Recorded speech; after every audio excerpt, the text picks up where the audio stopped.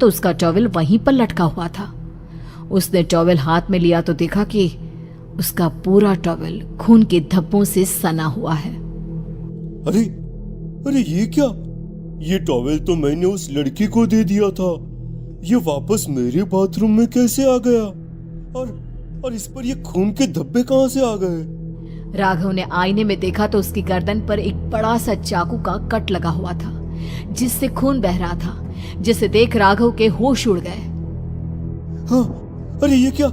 मेरी गर्दन इतनी ज्यादा कटी हुई है और मुझे दर्द भी नहीं हो रहा है। ये क्या हो रहा है मेरे साथ? राघव घबराकर बाथरूम से बाहर आया और अपना मोबाइल उठाकर उसने संजीव को फोन लगाया। संजीव जल्दी से मेरे पास आ जाओ।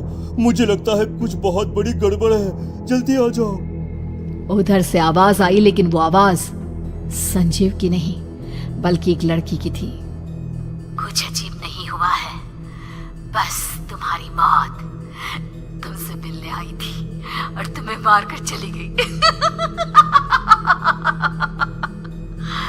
अब तुम इस दुनिया का हिस्सा नहीं हो राघव, इसलिए तुम्हें अपनी गर्दन के कटने का दर्द भी महसूस नहीं हो रहा। नहीं, ऐसा नहीं हो सकता, ऐसा नहीं हो सकता।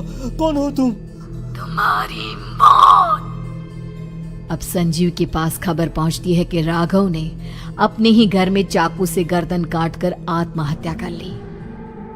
ये सुनने के बाद संजीव के होश उड़ गए। वो पसीने से तरबतर हो गया और एक अनजाना डर अब उसके दिल को सताने लगा। संजीव के साथ ही उसका एक छोटा भाई राजीव भी रहा करता था। अपने भाई को इस तरह परेशान देखकर राजीव उसके पास आया। अरे भैया, क्या हुआ भैया? आप इतने घबराए हुए क्यों लग रहे हैं? प्रतीक और राघव की मौत, मेरा मतलब मेरी कुछ समझ में नहीं आ रहा भाई।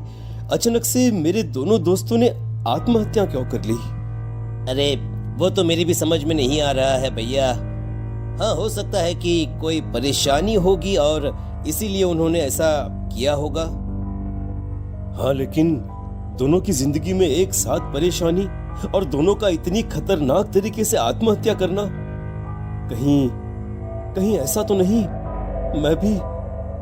मैं भी मर जाऊंगा? अरे आप ऐसी बातें क्यों कर रहे हैं भैया? वैसे ही मैं इतना परेशान हूँ। जब से अंजलि ने मेरा साथ छोड़ा है तब से सब कुछ बहुत अजीब सा हो गया है। रोज रात को डरावने सपने आते हैं। ऐसा लगता है जैसे अंजलि बार बार मेरे सपनों में आकर मुझे डराने की कोशिश करती है। अंजलि का नाम सुनते ही संजीव की आंखें फट गई और उसके गले में आवाज अटक गई। उसके चेहरे पर घबराहट साफ नजर आ रही थी। कौन थी वो लड़की जिसने प्रतीक और राघव को आत्महत्या की आड़ में मौत के घाट उतार दिया? और कौन थी अंजलि जो बार बार राजीव के सपनों में आकर उसे डरा रही थी? अंजलि का नाम सुनकर संजीव इतना घबरा क्यों गया? इन सवालों के जवाब जानने के लिए देखिए इस खतरनाक कहानी का अगला भाग।